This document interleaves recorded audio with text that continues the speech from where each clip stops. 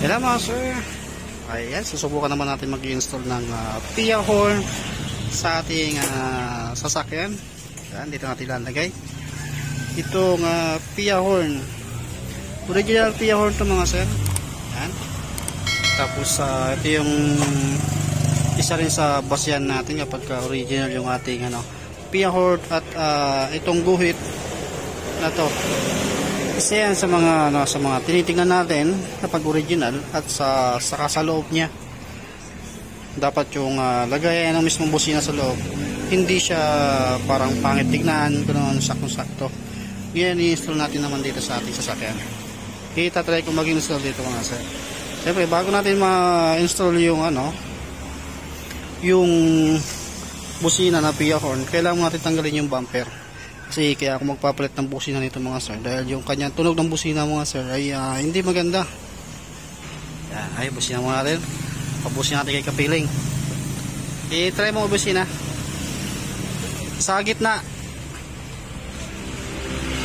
Sa gitna lang. Sa pindutan ng monobela.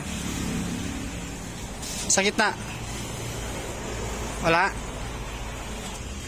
Kaya busina mo. Ayan. Hindi maganda yung busina niya. Sakyan yung 4 wheels yung ating dinadala. Tapos mahina yung busina niya. Sa pang busina. Ayan. Parang naiipit. Okay, patay mo na yung susi.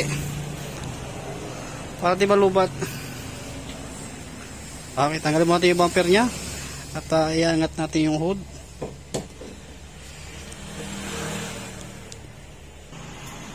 Okay, yan na yung makina niya. Kita na natin. Tatanggalin natin to. Yan, puro sira na nga dahil sa kakasikwat. Yan, tatanggalin natin yan. Tapos doon sa dulo. Kanina nga natrasan nga itong sasakyan ko eh. May gas-gas doon. Gas-gasan. Tapos doon sa likod, 2 tao nakagas-gas. Isang araw, sa sunod na araw, natrasan, gustong atrasan. Okay, gagawin na natin to.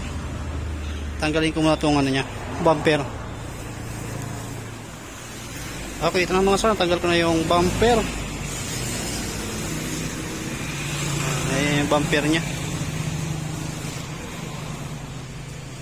Tapos ito yung busina nya. Tapos yung relay nya nakataob pa. Dapat hindi siya ganyan, nakataob. Kaya i-fix natin yan. Ito yung busina nya, mahina na. Tapos ito naman yung papuntang battery. Ito yung delikado kasi nakadiretso yan dito.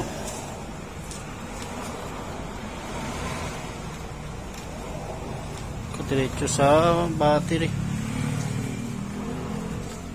Ito yan. Dito yung nakakunik yung wire nya. Mahirap kasi yan. Hindi siya nakadouble na intact. At siyempre mainit yung makina. Pag nalusaw, doon na. At wala pa namang relay. Rekta. At gasolina. Maglilihap kapag hindi maganda. Kaya try natin maglagay ng fuse. Kahit siguro mga lang. Sanay tayo sa sa motor eh. Dahil babaguhin na natin. Itong radiator dito mga sir, bago na rin yan. Pinapalitan ko rin yan dahil babiyahe ko nga ng probinsya, bumubulwak. Kaya bago yung radiator niya. Simulan na natin, kapitan natin yung PIA horn dito. Yan, tanggalin natin yung lumang busina niya.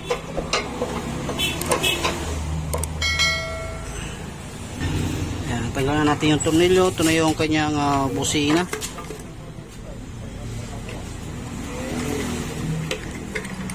Halos dito lahat kinuha yung ground.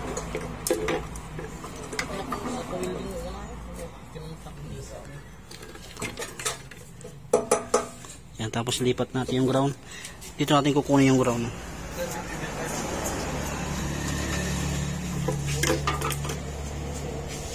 Yan, babaguhin natin 'to.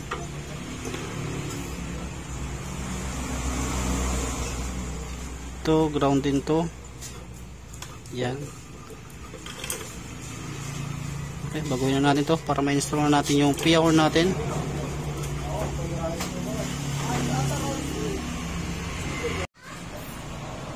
Yan, install na natin yung yung PIA horn. Yan, install na natin. At ito, tinanggal ko muna tong wire na to sa pagkakalagay dun sa battery para hindi magkaroon ng short circuit. At lalagyan ko na siguro ng fuse.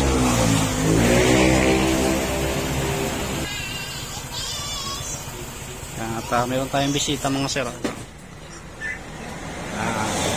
Galing pang Maynila, pumunta rito sa La Union para bukas kasi meron tayong free service. Subukan natin. Balutan ko muna ng electrical tape. Kapalan ko na lang to ng pagkakabalot. Okay, ito na mga sir, nabalutan ko na ng electrical tape. Medyo nakailang paikot ako rito. Tapos syempre pabaguhin natin itong wire niya kasi nakalagay dito. Itong wire na to, ito yung galing sa pindutan natin dun sa manubila. Yan. Baguhin natin. Lagay natin sa number 87. Ay, number 85 or 86. Baguhin natin. Kasi itong atang kinuha sa battery, number 85. Papuntang battery, kaya siguro mahina yung tunog nito. Babaguhin natin. Tapos ground na tong isa. Ito naman lalagay natin to sa dito sa pindutan mismo ng ating kotse. Ililipat natin. Tapos yung number 30 ililipat naman natin yan doon sa papuntang battery. 87 sa busina. 87 sa busina, ito lalagyan natin sa ground or dito sa mismong wire ng stock na busina. Kaya baguhin natin. Ito naman, baliktad ko na yung wire na number 30 yung nakalagay dito sa stock na wire natin sa busina. Binago ko na. Nilagay ko na sa number 85. Tapos yung 86 yung ground natin. Kahit magkabaliktad yan, 85 saka 86, kung saan kayo kukuha ng ground, pwede naman po yan mga sir. Parang sa mga motor lang din. Tapos yung number 30 papuntang battery yan. Yan, number 30 papuntang battery. At 87 papuntang busina. At yan, nilagay ko na rin siya ng terminal wire. Yan, pwede natin pagkapangin yan at iayos para dito. Tapos gumawa rin ako ng isang isang wire na may terminal din. Ilalagay naman natin dito sa ground din. Ground sa busina, busina kabila, busina din sa kabila. Tapos yung haba niyan, ilalagay natin yan sa body ground ng sasakyan.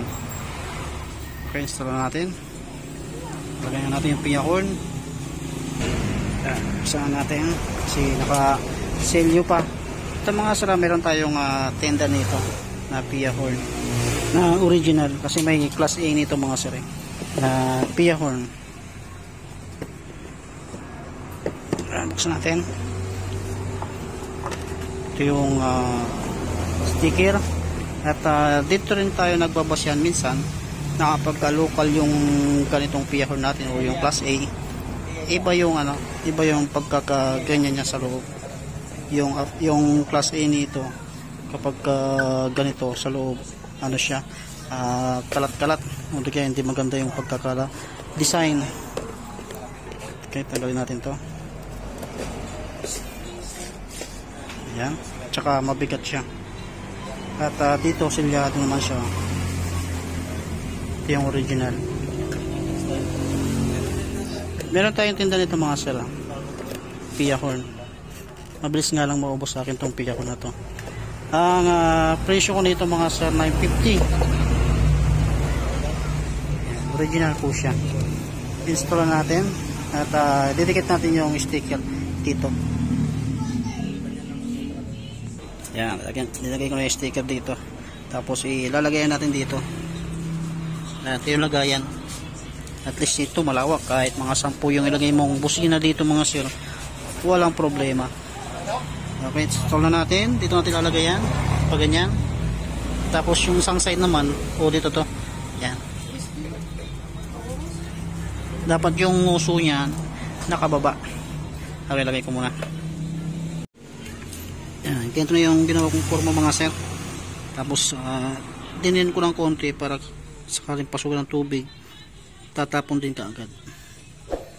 Yan, tapos pagkapangin na natin to. Number 30 sa battery natin yan. Lalagyan natin ng fuse. At ito sa ground, yung number 85 or number 86. Tapos yung isang nasa gilid, yan yung sa stock na wire natin sa busina, yung stock nya. Tapos number 87 sa busina, ilalagay natin doon. Yan mga sir, ganyan yung ginawa kong forma.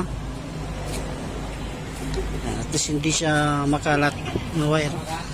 At yung number 30 sa relay natin mga sir, pinadaan ko yan, yung wire nya na binalutan ko ng makapal na electrical tape. Papunta yan doon sa pinakailalim hanggang sa umabot dito. Ito ko pinadaan. At ito na ngayon yung kanyang fuse. Yan, ito na yung fuse nya. Hindi ko na rin siya nilagay para madali ko na siya matanggal. At pilitin mo nga lang. Try naman natin yung busina. Try mo nga yung busina.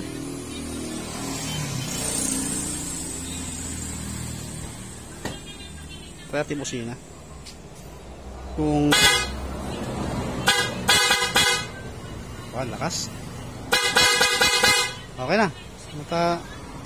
Nakakabula ako. Ayan mga sir. Lumakas na. Yun sa namamalya. Kasi binago natin yung linya. Yung kanyang pagkaka-arrange ng wire ng una. Yung sa relay niya. Dahil yung stock na wire ng busina. Na stock na busina ng wire. Nilagay sa number 30. Tapos yung kanyang battery nilagay naman sa 86. Diretso yung battery. Binago ko yun. Ayan, lakas na yung busina niya.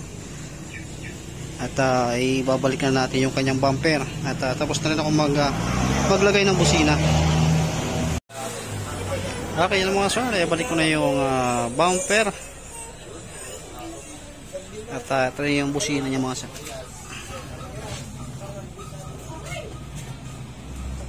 Yan, hindi masyadong pansinin. Busin natin isang beses.